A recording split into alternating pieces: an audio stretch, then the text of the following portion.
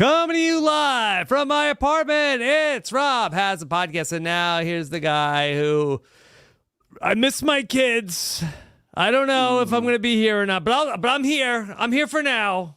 I'm Rob Cesternino. Hello, everybody. Welcome back to Rob Has a Podcast Sunday night as we go over another Sunday night here of Big Brother, and then talk about what's been going on here, some developing situation, perhaps, here on Sunday night, ready to go. And happy to have back here with us Aman Adwin. Aman, how are you?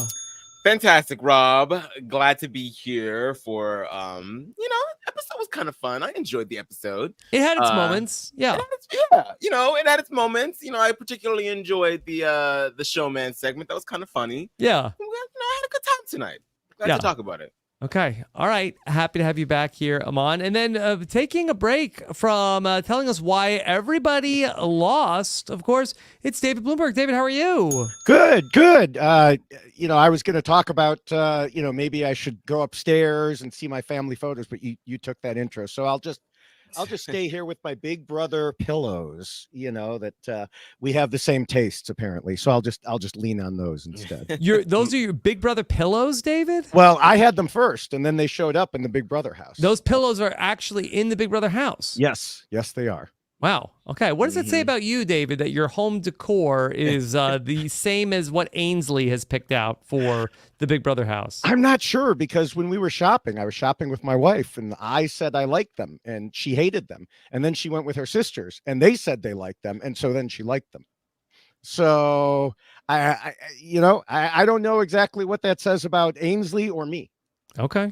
All right. Well, She's good to have you here in. tonight, David. And what a big weekend it has been for this guy who had SummerSlam and now some Big Brother. It's Matt Scott. Matt, how are you? Yeah, Rob, I'm great. I've got that dog in me. Woof, woof. Ready to go. Yes, we know this. So, Matt, happy to have you here with us tonight. Matt, how are you enjoying BB26? Oh my gosh, you know what? I'm really enjoying it. There's a lot of spice to the season. I feel like, sometimes I'm worried about how things will go. I'm worried about, will we get the drama that we need? And we've gotten it. And we also have, just like Survivor in recent years, we have the quitters or people who want to quit. Yeah. I don't really know what to make of that, but I'm into it. This is fun. Yeah. Okay. Well, great to have you here as well.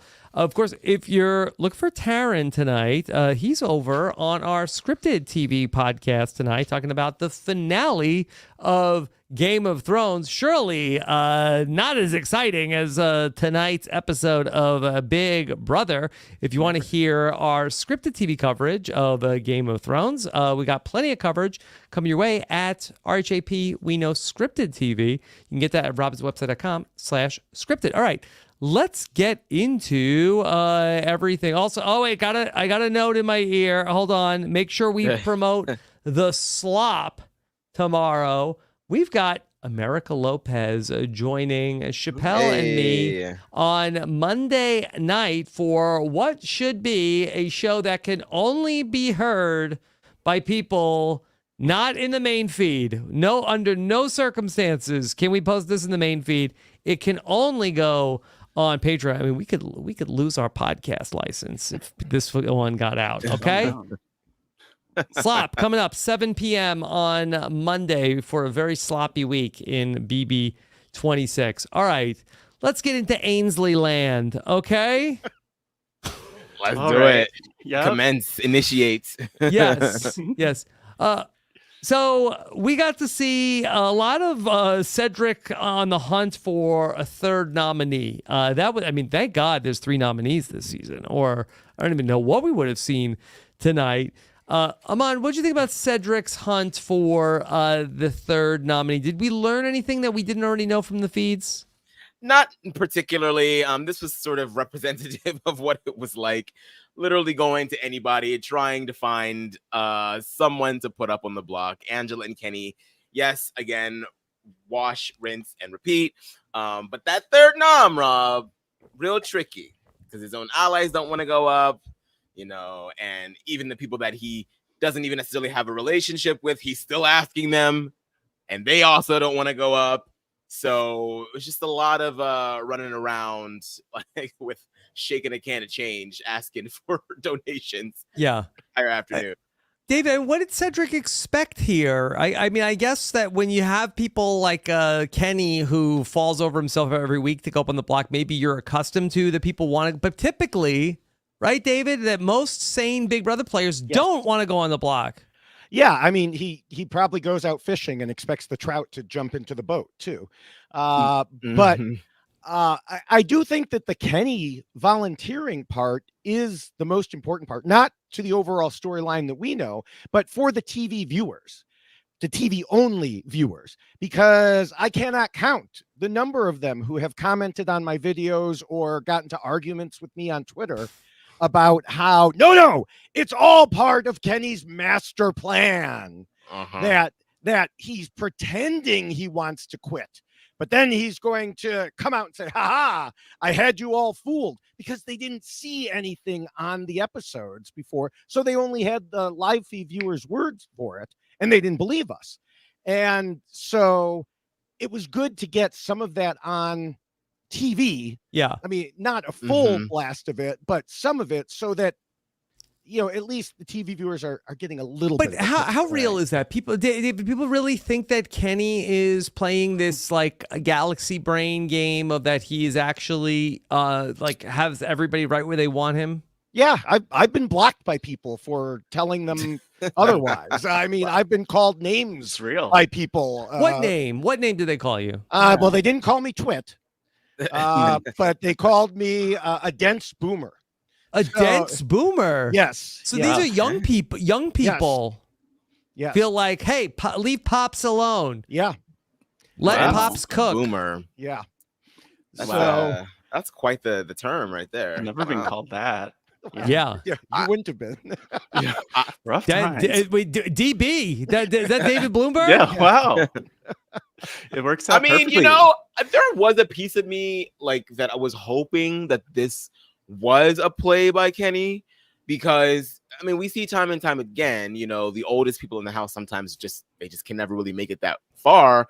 Luckily for both Angela and Kenny, they seem to have, survived 2 evictions so far. So that's kudos to them.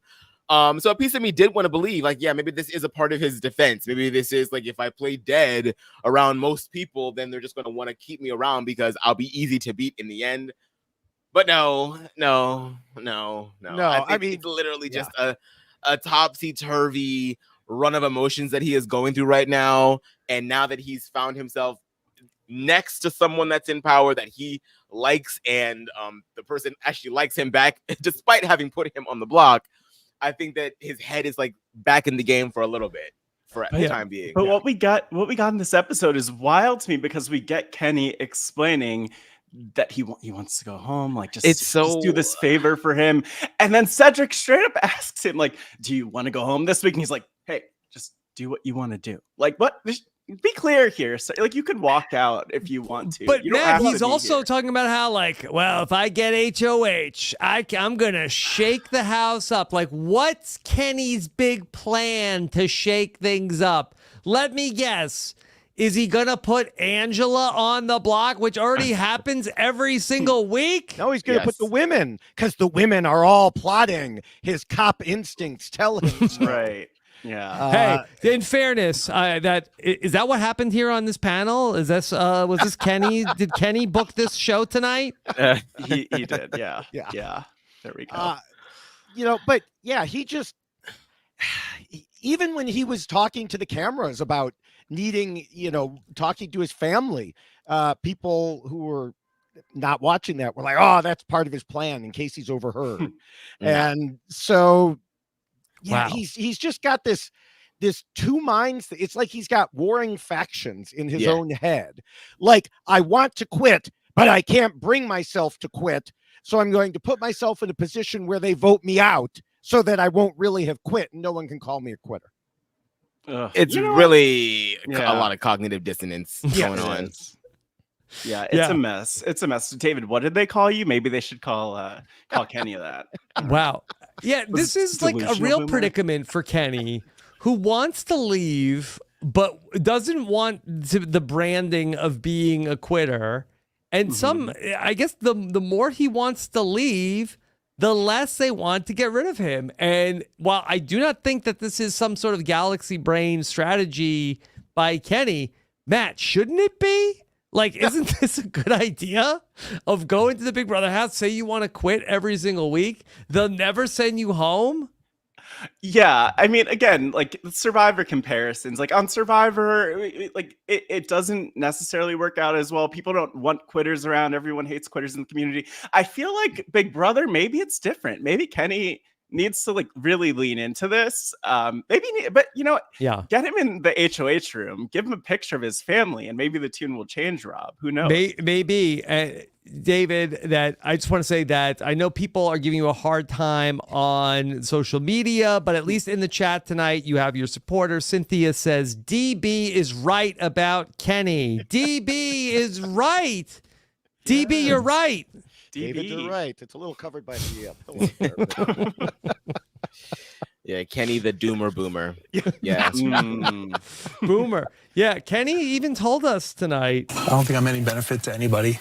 I mean, facts. That is just like such self-defeated stuff to say, like when you're like at your lowest. And so like on one hand, like if he's really going through like this much turmoil, he talked about on the episode today that he's got a 5 and a 6-year-old back home. So he's a fresh newer parent. So I understand like being away from family. I'm not a father, so I don't quite understand on that level, but I can imagine it's probably like, damn, like I miss my damn kids. So I get it, but like your kids also want to see you on TV. I mean, I would hope that they would be like, oh my God, Dad's on TV, and they want you to do well. So like if he wants to use it as a strategy, that's fine. I would much rather that be the case, and he's in the DR saying like, I really don't want to go home, but as long as they believe that, then that's okay. But like, no, it's literally like it's like one, like if you catch him on a good day, when you call him to the DR, if he's in a good mood, he's like, yeah, like I got, I really respect Cedric. I'm really gonna, be a pawn for him, but we are coming after the woman. But if you're on a bad day, then it's like, I want to go home. I miss Boston. I miss my food truck that doesn't exist. Well, but that's the other thing. He was an undercover cop. Now, maybe all of his undercover gigs were like one day long. They would go in, pretend to be someone, arrest them, and be done. But if they were like more than a week, wasn't he like, nah, I got to quit this? Well, I suspect he goes to work and then he comes home. Like, I don't think that I don't know. He does that many like deep cover assignments like Donnie Brasco. DB, but I don't know. I just another TV. Yeah, I think even Donnie Brasco got to go home sometimes. Yeah, he's got to go. But yeah, this was a big night for Kenny in terms of being on TV. He said, I really don't have a game right now. So true. So sad. So sad. I know, so true. He's such an Eeyore. It's really just like I can't take it anymore. Yeah. I mean, we've still got spoilers to talk about, but I mean, is there a chance Kenny's going home on Thursday? It's shrinking. Each passing minute. Come on.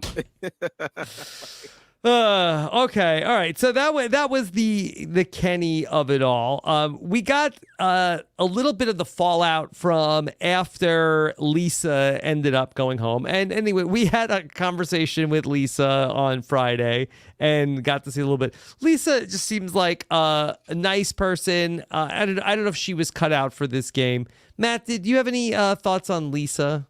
Yeah, I mean, the biggest thing here with Lisa is that the glitter stayed in the house. And I don't know if she wanted to take it with her. I don't know what the case is, but like she, one way or the other, is leaving her mark on the Big Brother house.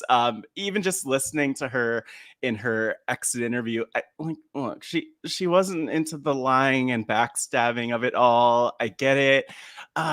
This is like what the first few weeks of Big Brother is sometimes. So it's like these people who are not cut out for the game fully. No offense to Lisa, but she's not cut out for this game. And so, no. Matt, even when we talked to her on Friday, I just feel like that we were asking her questions and she was just like cutting her Lisa promos. She was honestly go for it. Yeah, get it in. Yeah, buy your Pride Has Spoken buffs at robhaswebsite.com/store. I'm on Team Lisa. Like, let's plug our stuff. But not in the Big Brother house. Yeah. She did. She plugged her companies every interview. She plugged both of her companies and didn't even describe herself as a cook. She's a vibe curator. She's Curator. a celebrity chef, David. In No, case you didn't know. she's a vibe curator, What a and reveal. that involves vibes. You know, Mhm. that was the first thing she listed, and edible glitter, which somehow goes into the celebrity chef of it all. Yes. Yeah. Did she also manufacture edible glitter? Was that one of her business ventures? She should start an edible glitter business. Honestly. I Yeah, mean, for I'm- edible glitter, go to lisaweintraub.com. Rob, don't what is give her any edible glitter? ideas. What does it take? That's what I want to know. I mean, I we don't know want to it. know. What's in edible glitter, David? Yeah, is it like just crystallized sugar? Tucker says microplastics. Well, I know that's- but yeah, Tucker that's also essentially says all it is. he was Not trained by great. the CIA to detect lies. So, Yeah. Mm. Matt, this was a quiet night for Angela. I feel like are Shocking. they walking back the Angela after we've gotten so much Angela in 2 weeks of the show? I mean, I like part of me wonders if Angela at all is just like fading into the background. She did apologize, Rob. She had that epic apology, and I will make you all proud. And maybe she's gonna do that by being Purple Angela for the rest of the season. Who knows? But I'm actually a little disappointed. Like maybe today, not a lot of Angela, but we need more. Like we need more of the drama, more of the like what's wrong with Angela of it all. I mean, I loved her speech. I loved the little, I promise. You're letting Hands me play on her Big heart. Brother. I will make you proud. Like, just like, I'm here on Big Freaking Brother. It's funny because when she like got cast onto the show, everybody was like, "Look at that energy. We love Yes. this. We're so Yeah. happy for her. This is like she's living her dream." Mhm. Been so, like, been a wild month. I'm like wondering if the casting producer that got her on the show was taken by that when they saw it like in the initial audition process with her, She or can they turn it knew on. secretly that this was going to be really, really good, and she was going to pull this in the house as well, and we were all going to like just eat it up like it's craziest. So like, well, I mean, there are some people who do not. I mean, right after this episode, my wife came to me and said, "I can't stand Angela." I said she was barely on the show. She said, "Yeah, but even just looking at her." And Wow. earlier today, my son and future daughter-in-law said, "We're not watching again until she is off the show. We are Wow. tired of her." Wow. wow, Over what? What was it? What was it in particular? I just think the way she acted, that we didn't get to see, they didn't get to see everything that we did on the live feeds, of course.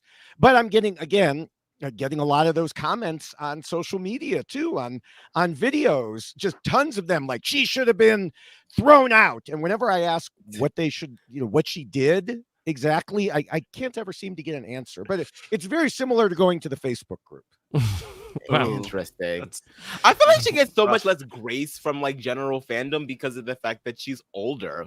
Like I think that people just feel like she should know better and that she should not be so like crazy, like leave the crazy to the youngins, and like maybe they're like, people that are, because people that are on Facebook tend to be a little older, so maybe they're like, she is the worst representative of our demographic. We want someone that has a good head on their No. shoulders. Yeah. She's way So- too far out there. I don't know what to do with Angela. I loved all the drama in week one, but I have to be honest that coming out of like the Wednesday night episode and the whole that's the group like saga, I don't know what I don't know if she was like misquoted or taken out of context or she's spinning.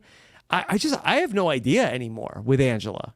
I think it's amazing. Like if I were in that house and Angela, we saw her apologizing, begging, pleading, like, yes, please, I'll eat that up. Like, I think that Angela's exactly what they thought that she was going to be. She was on The Price is Right, running around like an insane. Like they've seen her on TV. They knew what to expect. I think that she's TV gold for an exciting season.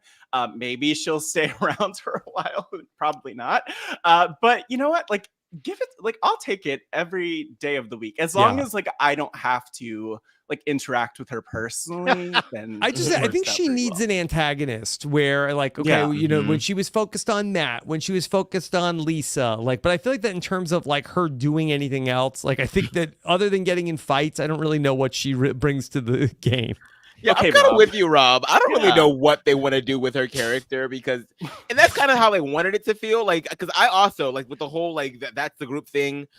I was like, I don't, and that's what they wanted. Like, production wanted that sort of like plausible deniability on all fronts. So we're kind of just like left with this feeling of, okay, well, on to the next week. We'll see what she does next. But I mean, I don't know either. I don't know how far she can go with being the house target for everyone, but not really being the house target. Like, how much further is this saga willing to go? Are they willing to see another Angela HOH? To me, I'd be like, I'm kind of more with Quinn. Like, maybe we should just get rid of her now because she is more of a person to play around more than play with. Yeah. So, she's quite the character. I definitely would keep her close if I were in that house because I'm not. But part of me wonders with all this, like maybe, you know, she's coming in hot. She's really excited to play Big Brother. It's Big freaking Brother. Like she's Big pumped. freaking brother.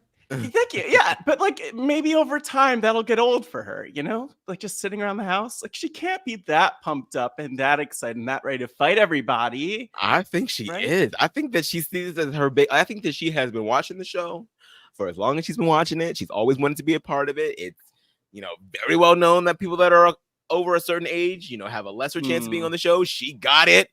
And she has gotten the ticket to Ainsley Land and Big Brother Land.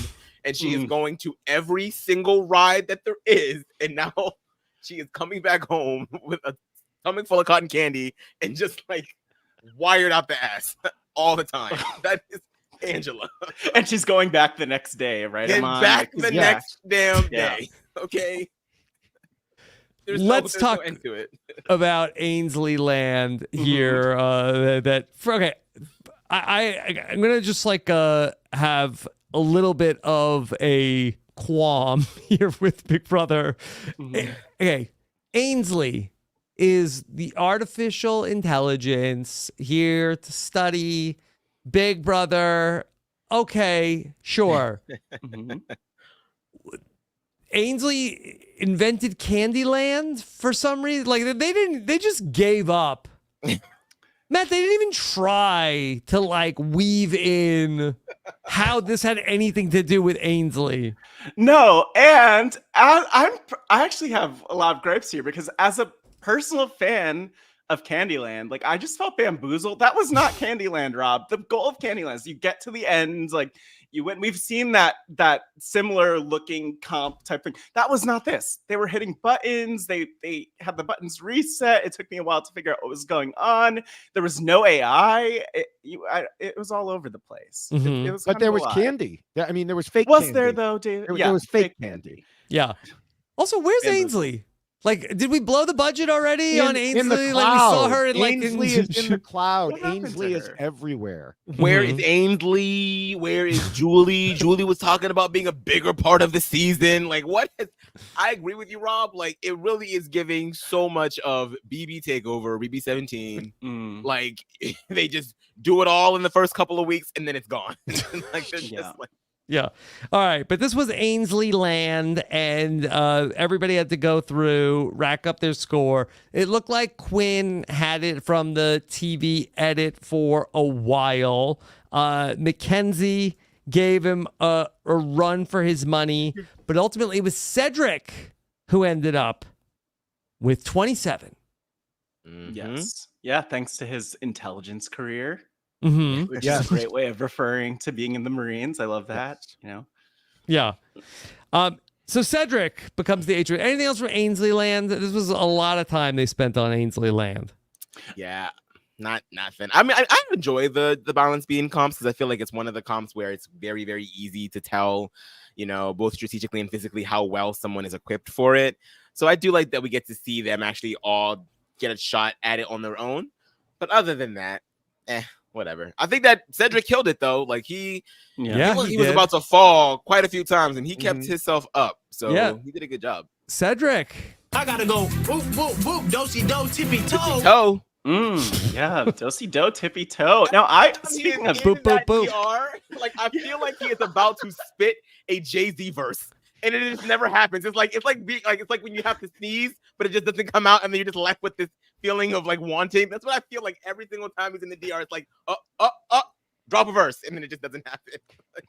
Maybe they're too good. Maybe his bars are too fire. They just keep cutting them out. But no, I was so pumped that nobody broke an ankle here. Like I was just thinking of Jasmine from season 24 stepping off a platform, and I don't want that. I don't want anyone rolling around with their little cart and cast throughout. Yeah, this no bad injuries. It looked like Brooklyn took a fall, but other than that, everybody else was okay. Right. All right. So Cedric is the new HOH, and David, the mascots have gone from being the people on the outs to back-to-back HOHs. Yeah, and they're celebrating that. I guess it shows that you can be good at different types of comps, and who knew that different types of comps would have different winners? And it's amazing. Nobody would have ever talked about that before. No.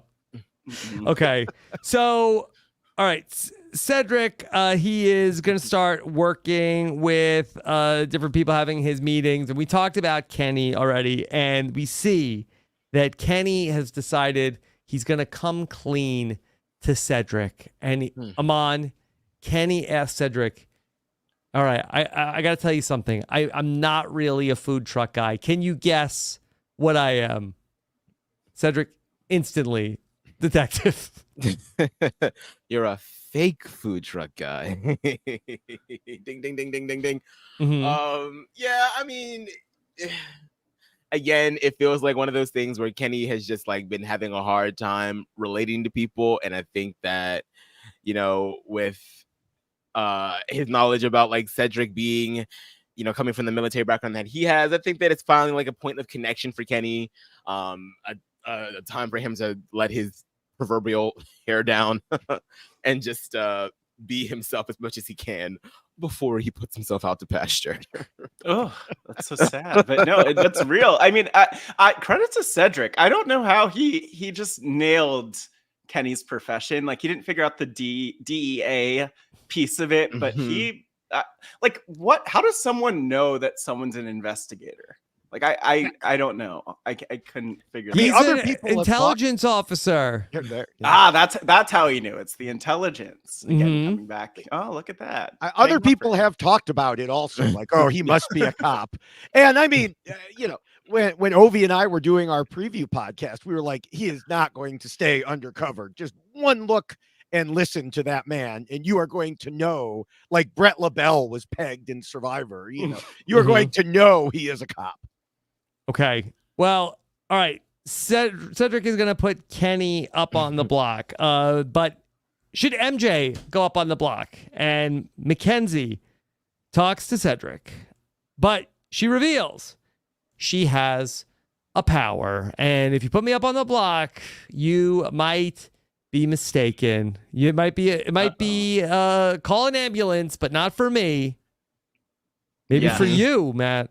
Yeah, no, she should be thankful that Cedric isn't Angela, because Angela would have started calling out her crazy eyes and yelling all around the house, banging pots and pans, maybe. Like McKenzie just put it out there, and it worked. It seemed to work out pretty well here. But it's just fascinating to me how quote unquote threats work in this house. That one worked for her though. I feel like last week she kind of stumbled into it in revealing it to Chelsea. And then I think she's been thinking about it like, oh, this essentially gives me immunity by telling the HOH. So now I can purposely use it. She's found her voice. Yes. Yeah, it's like one of those things, like, is it good if I say it to keep myself off the block, or could it also be bad and then I get pushed on the block for it to be flushed? And you kind of have to like gauge who the HOH is and what they're willing to do. And I think that she probably made a good call with Chelsea last week. He kept her off the block, hoping that the same thing would happen this time. We'll see. Yeah. Well, like it seems like no one wants to take the shot, which you could understand. Like no one wants to be that person who's then having McKenzie come for them. Especially, who knows? McKenzie could be HOH next week. She might come for them. Like, everyone's playing really safe at this point still. So I get it. But I don't know. Okay. I want someone to do it. Pull the All right. Band-Aid off. Well, all right. Kenny is in, Angela's going up on the block, but I guess foreshadowing for the segment on the unrequited love, Cedric cannot find somebody to be the third nominee, and he is going around.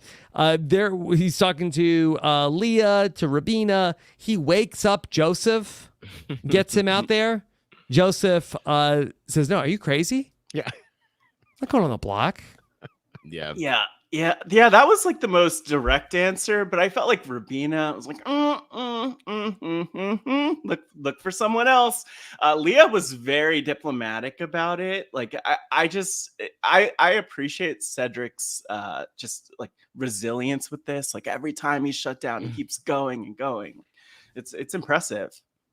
It's so funny when people say like, "Oh no, there are other people that you haven't talked to that would probably be better to go up." So it's like it's a roundabout way of saying pick somebody else.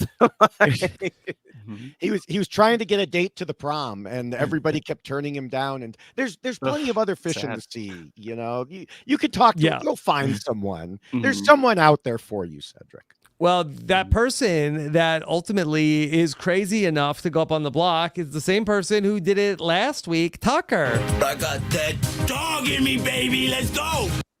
Woof, woof. Yeah. Explains why he likes biscuits so much. Yeah. Tucker is ready to go up on the block. What does he care? Yeah, what does he care? He can easily win, win that veto, win that AI comp, whatever it is, take himself off, or maybe keep himself on, depending on his mood. You never know. Yeah, you know what? It's funny though. Like, he's all good. He volunteers himself. Kenny has a problem with this though, of all people. Like, not even Tucker. And then Tucker again is doing the Kenny, like the 1 foot in, 1 foot out, wishy-washy of it all. But I appreciate that Kenny. He doesn't care about his own game, but he definitely cares about Tucker's game here. So fascinating stuff. It's such a balancing act with Tucker right now, though, because and I'm grateful for him this week because he is sort of injecting some life into an otherwise sort of like run-of-the-mill stale couple of HOH weeks. He wants to see something happen. He wants people to make bigger moves, and if him volunteering himself as a nom can sort of like galvanize that into happening, then I'm glad that he's taking the step to do it. It's just by doing so, you are raising your profile. You already have everyone's swiping right on him already. Okay. So for you to then go out there, looking the way that you do, having the personality the way that you do, this magnanimous person that you already are, then you're trying to win comps back to back. It's like, eventually, Tucker, what do you think is going to happen? Yeah. So it's very interesting to watch him play this way, and people are letting him get away with it because everyone is just so afraid of like rocking the boat. So I'm glad that he's rocking the boat. I just wish that it didn't have to be in this way. So I'm hoping that we get an HOH from Tucker more so than I volunteer as tribute, Tucker. Right. Oh, he might do that too. He might put himself up. It worked out for Katniss. Okay. Yeah. All right, but we see that Kenny is really pushing. Hey, I'm watching the women in this house. I'm telling you, that's the thing. That's being sort of presented on the show as sort of like gospel. It's not being presented as like, okay, crazy Kenny, one of his theories. But Aman, how real is the idea of the women working together? I mean, there've definitely been talks over the past couple of days, but sort of like in a similar way to which we kind of always see these types of conversations happen. It's nothing like super, super definitive because there have been sort of, we got to see a little bit of it on the episode today with like some of the love triangles that have been going on. And just like MJ still sort of like, being this house target because of the fact that she has this power. And then by association, Leah also being a bit of a house target and people have been trying to get her up on the block as well, including some of the women. So it's always a worry in the sense that you should always be worried about everything on Big Brother. You should never, keep your head on a swivel essentially, but not I don't think it's as like severe as someone like Kenny is presuming it to be. Okay. All right. Let's talk about probably the most fun part of the show tonight. We got set up by Chelsea about how the sometimes you have a showmance season, but sometimes a season such as this, everybody's looking for love in all the wrong places. And this was really edited together in a very funny way. It's sort of like they got the ball rolling with Chelsea saying that she likes Cam.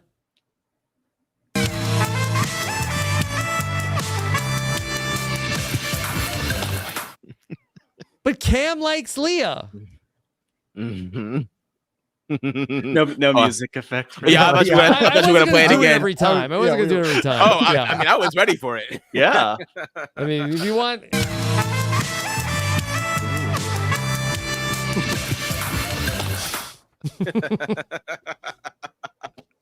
All right. Yeah.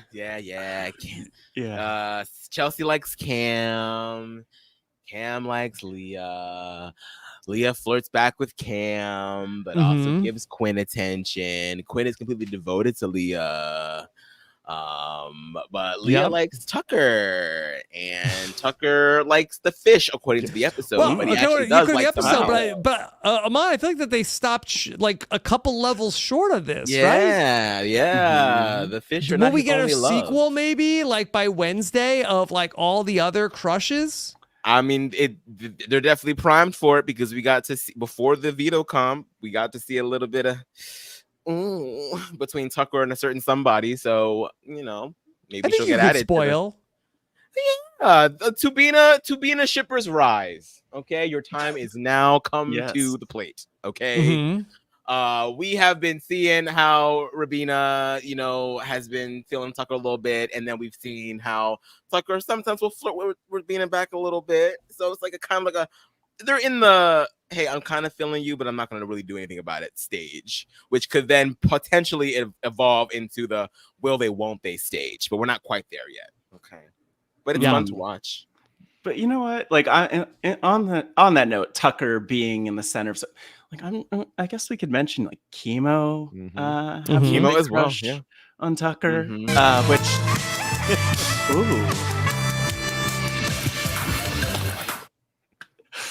wow, sweating right now. But you know what? I like one thing I want to bring up with all this. So Cam and Chelsea mentions like, "Oh, Cam, you smell so good," and then Quinn says that to Leah. Is that how the kids are flirting these days? Like, I don't. Who are you asking? Yeah. Right, You're asking me. I mean, I don't know. So maybe DB, what do you know?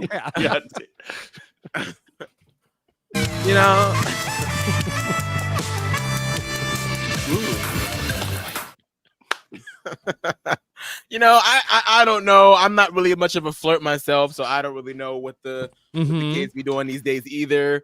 But I do know, and I say it almost every season, that once them lights, under them lights, people start looking real good. Okay, that's all I can say. Right around this time, people are like, "Ooh, I kind of like that." Aman, oh, it's cabin fever. Yes, exactly. It's like, oh, I kind of like the way that you were eating that cereal yesterday, and now today I like the way that you're just laying next to the pool. It's just doing something for me.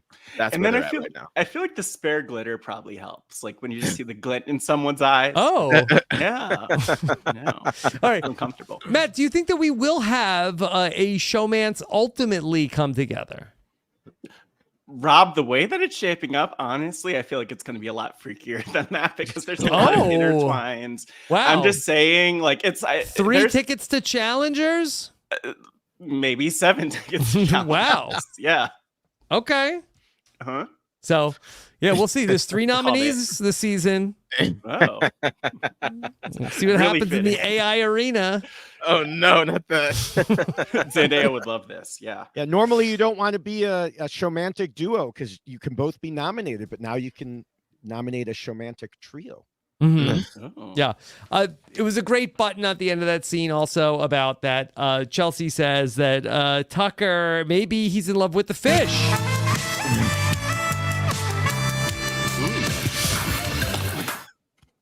Yeah.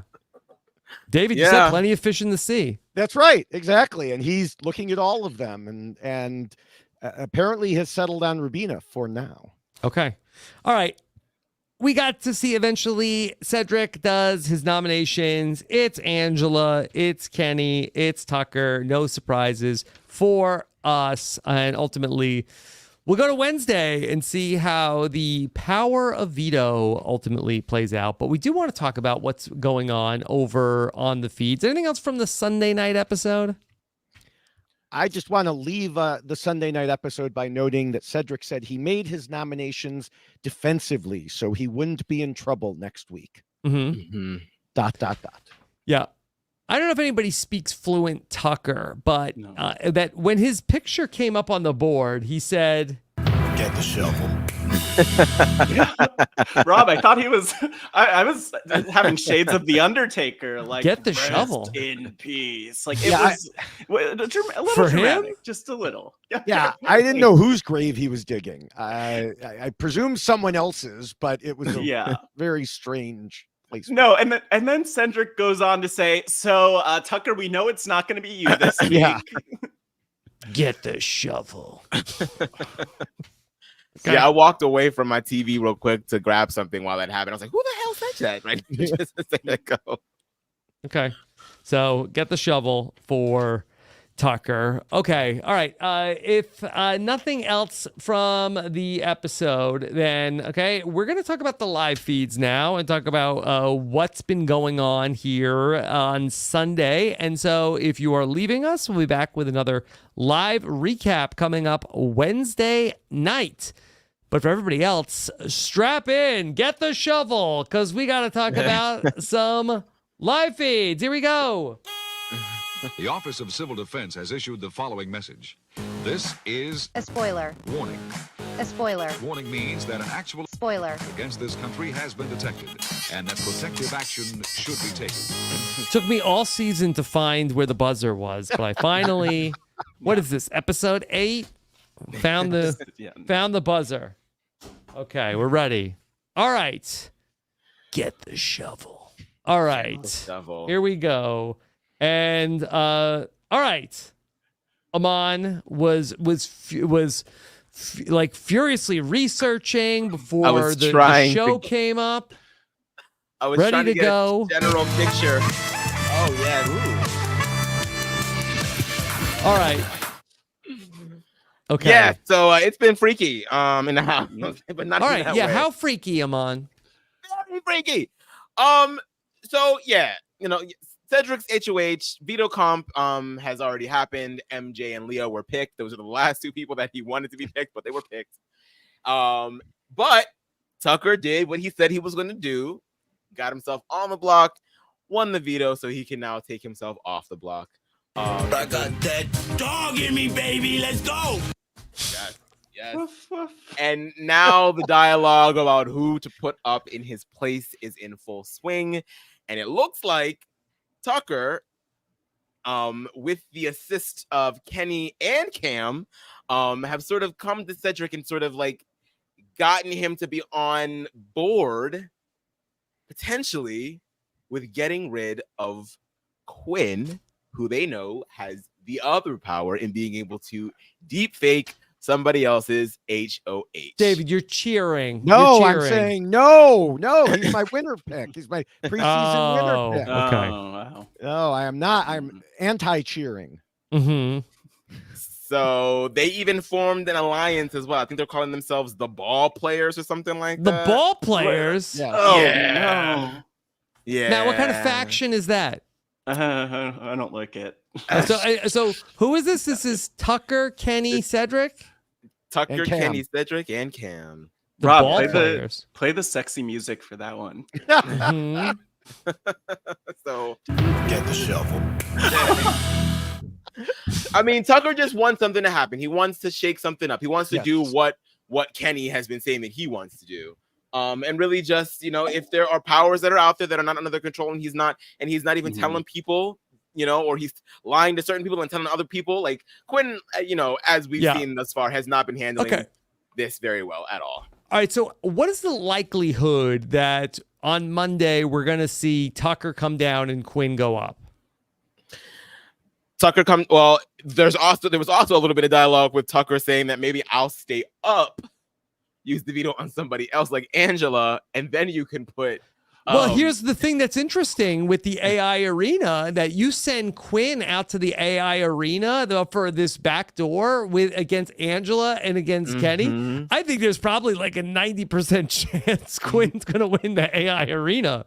And that would be incredible drama of like, okay, here's this plan. We're blindsiding you. We're backdooring you. And ultimately, Quinn is able to avoid the back door, use the deepfake HOH coming into next week. I mean, that would be incredible. Yeah, and Tucker recognized that in his discussions. He was like, well, if I don't win or Kenny doesn't win, well, then I guess I just blew up my game and you don't have to worry about it. But the thing that's really getting me is, at least when Tucker was presenting this plan initially to Kenny and Cedric, was, well, we're going to keep it, we're going to put Quinn up there, but we're not going to really explain what's going on until after the AI arena. And then in those final speeches, either me, Tucker, or you, Kenny, will just have to make our case that Quinn is aligned with too many people in the house and he has this power and he didn't tell anyone. And it's all going to come down to those speeches. Because we know in Big Brother, always those speeches are the key. It shifts everybody at a moment's notice. It's like a live tribal. It just boom. And I think it's incredibly stupid for Tucker to be relying on that. Now, whether he still will, there's still a number of days before that. But I mean, and let's say hypothetically, okay, that Tucker took Kenny off, ended up then winning the AI arena. They get it to Quinn versus Angela on Thursday night. Do they have the votes to take Quinn out? So that's the sort of roadblock right now, is that Cedric has also been talking with Brooklyn a little bit. And as you all know, they are all in the Pentagon Alliance with Cam and Chelsea as well. And Brooklyn is like, no. This is not a good, we shouldn't leave Quinn alone. We should probably go after MJ. Like, let's just flush that power. Let's not throw Quinn up, because he is somebody that is on our team. He is part of the Pentagon. He is with us. Doesn't make sense for us to throw away an ally. So Cedric then went and said to her, you know what? Yeah, you're right. I'm not going to do it. So now at this point, it's like, he's told this to Brooklyn. He's told such and such to Tucker and Kenny and Cam. What is he going to do now? Because now you got two sections of the house that are expecting something to happen, and he hasn't made the decision yet. Yeah, and that's why I brought up at the end, he said at the end of the show, he made his nominations defensively so he wouldn't be in trouble next week. And then, like today, he has spent all day getting himself in trouble, in large part thanks to listening to Tucker, because, we discussed it earlier. Tucker is great to watch on the feeds, but strategically, he's terrible. I mean, he's not just blowing up his own game; he's blowing up Cedric's game. Yeah, he's digging his own grave. He's digging Cedric's grave, and so he's just, like I said, great to watch. It'll be a great why Tucker lost when it comes to that. No, the plan seems so bad to me though that I almost can't believe that that's what's going to happen. Like, what's this doing? Like, it's not like, okay, we're putting this person up, it's going to help us build trust with these other people. Like, what are we doing? It's early in the game. Like, just can we just pick off somebody that It's week 3. Tucker's bored. Nothing's been happening. Come on. That seems to be the main driver right now. Is just like, he wants something to happen. He's bored, and he just needs for something to switch up in the game. Yeah, I mean, if he just found one of these showmances, maybe he would have something else to put his energy into. But his loss is our gain. Yeah, honestly. So, Aman, I was seeing in the chat about how there's also another. Jill says there's another piece of putting up MJ to use her power and then trusting America to put Quinn on the block. Which I've seen a lot of the campaigning for that online, but like, I'm kind of always sort of like a little iffy when it comes to like the online posts, especially when it comes to BB Twitter, because But is that something they're considering in the House? to my I may have missed that. To my knowledge, I'm not sure. I do know that was like, there was because I know that the power is going to be flushed. Now, whether or not they're expecting for America to actually nominate Quinn, I think that that's a little far-fetched, because how would they know how we feel? They always know. They're usually wrong, but they always know exactly how viewers feel. And usually they're the heroes and the people they don't like are the villains. They know that. You know what though? I'm just thinking like what's going to be the most interesting, the most entertaining. Like I don't care about what the best move is here. Like I want mess here. Come on. Like, bring in the mess magnets. Like do it. Put up MJ. Get messy. Let's see, because I love, one thing I love about Big Brother is when the players in the house find out what America really thinks, and we need that moment. Like it'll be beautiful. All right, so if America did get a shot at this, okay, so MJ potentially, if she was the one that went up on the block, she ends up using her power and burning it, and then we would see that on Wednesday night, and then there would be some kind of a vote. So I think would somebody then, a third nominee would then get added to the AI arena comp in like at the start of the episode. And we would be seeing that for the first time. There's no guarantee that it is Quinn. What do we think that ultimately, like, but I kind of feel like that if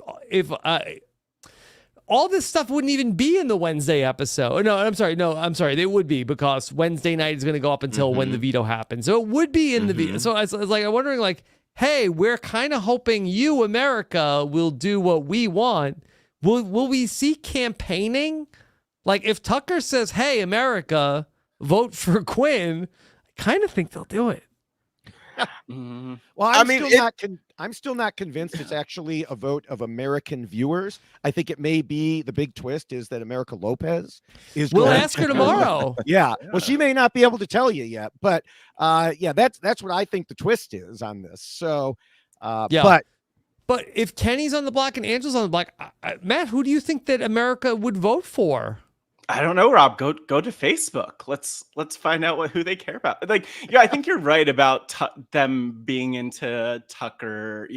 But I don't know. It's tough. Like they dislike Angela Shirley. And according to DB, they love Kenny also. So does that mean that they love like MJ and Leah by extension because of what happened to Matt? I don't think most of them. I mean, I keep forgetting Leah's in the house, so I think most of them probably, especially. But who do they dislike? That's what I'm trying to think the too. bigger question. Out of everybody that's left, I mean, the only one is like Angela's on the block already, assuming.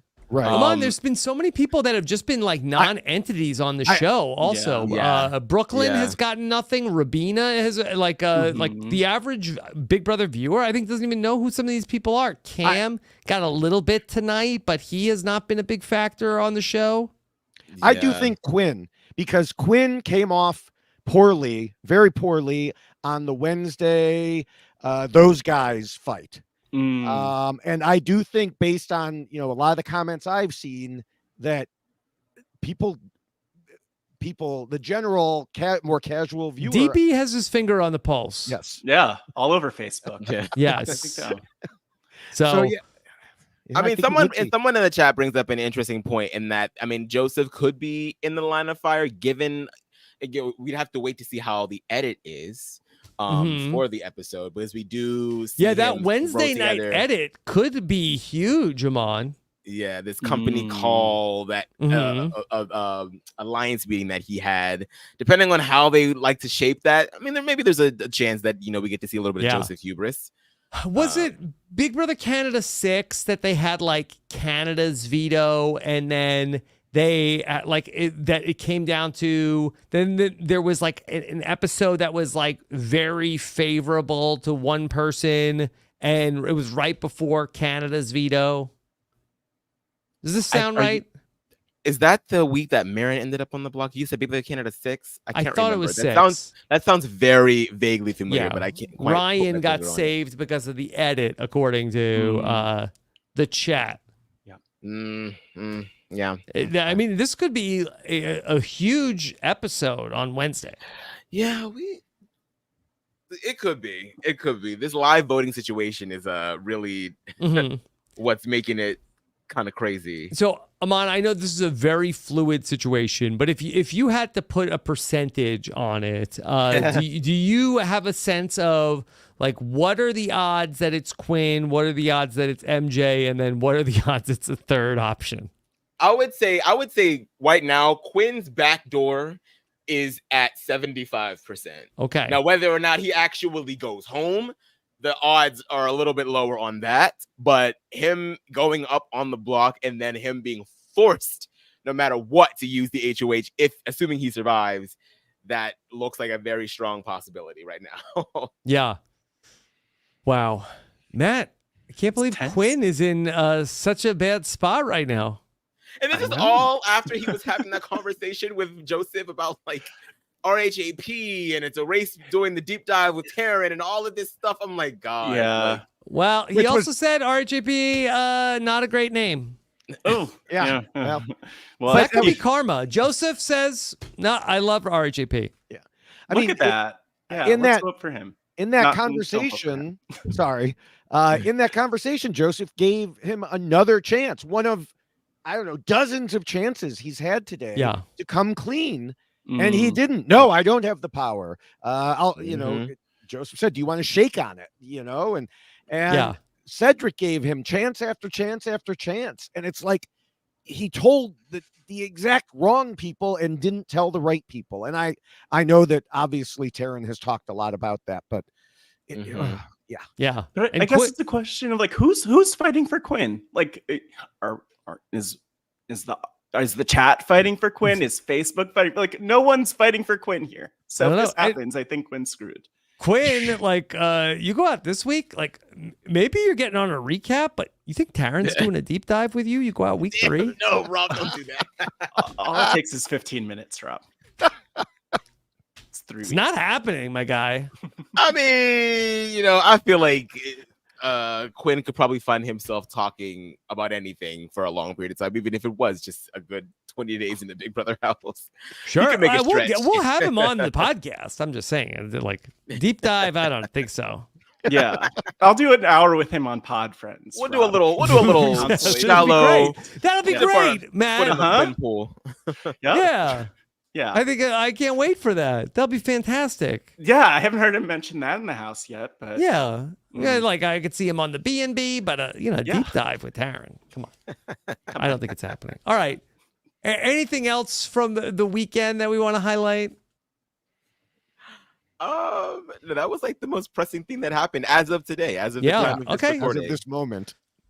All right. Well, we'll keep an eye on all of that. And then, of course, tomorrow morning, 11 a.m. Eastern, Taryn will have all of that. And then whatever else develops overnight as we keep an eye on this situation of what's going to happen with the renoms coming up on Monday at the veto ceremony. Of course, make sure you subscribe to our podcast so you don't miss any of it. robswebsite.com/BB26 for the podcast version of all of our Big Brother podcast coverage. And of course, hit that subscribe button if you're watching us here on YouTube. Of course, it'll be a busy night on Monday when America Lopez joins Chappelle and I for a very sloppy episode of The Slop, one that you surely will not want to miss. Patrons, you already have the link to watch it live.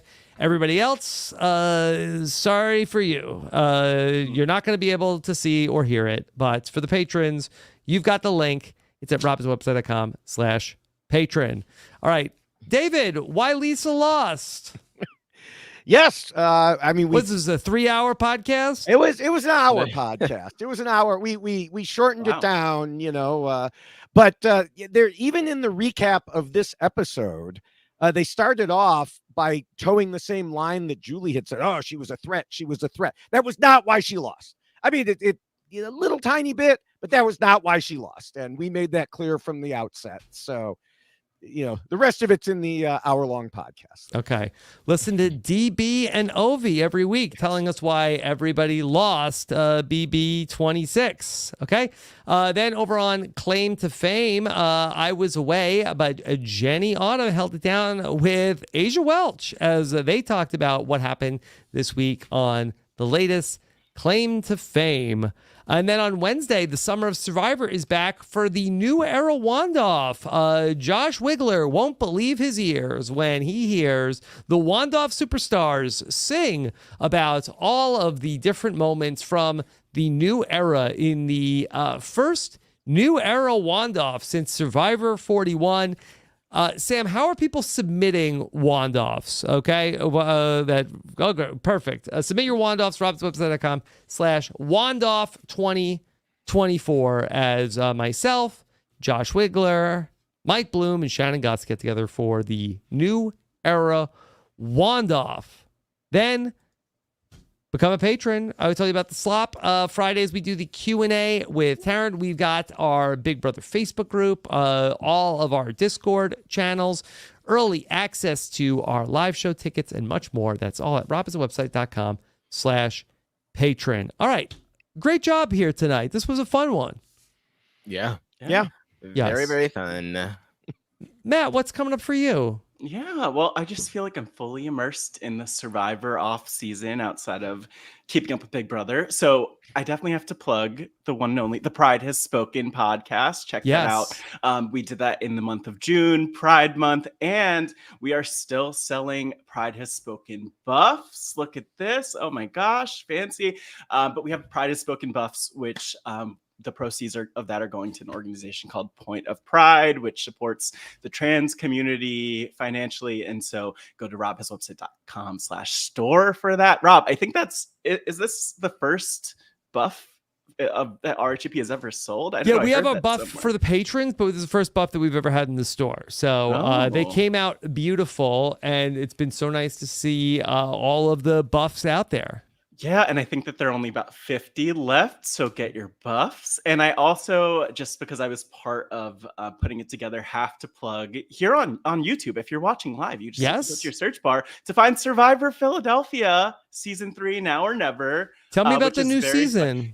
The theme is Now or Never. I was part of Head versus Heart, the last theme, but it's super high production quality, amazing cast, like fit for the new era. I helped with casting. Yes, what does that theme mean, Now or Never?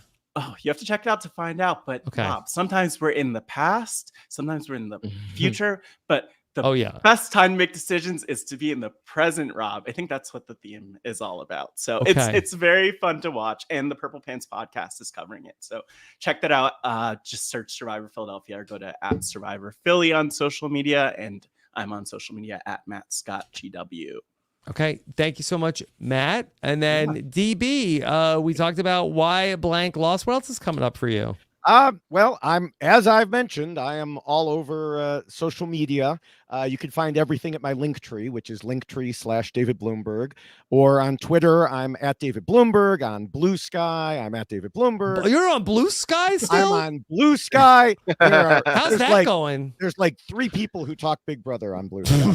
Are they all the Kenny apologists? No, they're the rational, logical people. There's the on Threads, I'm @David Bloomberg TV. How's Threads going? Threads has even bigger problems because they only allow 1 hashtag. And so you can't figure out, are you supposed to do Big Brother, Big Brother 26? There is no BB26 there. So there's a few people there too. And then I'm on Instagram, TikTok, YouTube is @David Bloomberg TV. That's where most of the comments come from the more, I will say, casual viewers who are not used to the feeds. So you can see I'm making at least 3 videos a day for each of those. 3 videos a day. I did 4 today. 4. I mean, I'm covering Big Brother, some on the live feeds, some Claim to Fame, some Traders New Zealand. Putting in that work. Yes. Incredible. All right, David. Don't burn yourself out. Well, when you do it for fun instead of a guess so. job, it's Yeah, get that dog in you, David. David Bloomberg for sure. DB. That dog in me, baby. Let's go. Yeah. Okay. All right. And then Aman, what's coming up for you? I am here all summer long covering some Big Brother 26. Just wrapped up coverage of All Stars 9 over with Liana and Beth at the RuPaul's Drag Race RHAP. And I have a podcast with Matt Logori, The Diary Room. It is a bracket style podcast where 6 Big Brother players will go in of all North American franchises of Big Brother and the spinoffs. Only 3 will come out. A years long journey as we discover who the best Big Brother player is, whatever that ends up being. Okay. All right. Great job tonight, Aman. Thanks for keeping us in the know on everything that's going on. Speaking of your podcast co-host, Matt Logori, he joined Chappelle and myself over the weekend on Nothing But Netflix. Aman, we talked about Saving Bikini Bottom, the Sandy Cheeks movie. Oh, wow. Number 1 on Netflix. Mm-hmm. Number 1. I it's still a marvel to me that the kids still enjoy SpongeBob, and I know that maybe I'm sounding like how my parents used to sound about cartoons, but like it's just not the damn same anymore. Like I just can't get into SpongeBob anymore. So I'm glad that it's out there for somebody. Okay. All right. Well, check out out here, old man yelling at clouds. Yeah. Check out our review of that on Nothing But Netflix. And of course, thank you so much for joining us, everybody. For the patrons, should be a very fun edition of The Slop coming up on Monday. Take care, everybody. Have a good one. Bye. Okay, let's hook you up with some other great videos here from Rob Has a Podcast. Thanks for watching. Hope you find something else you like here on the RHAP YouTube channel.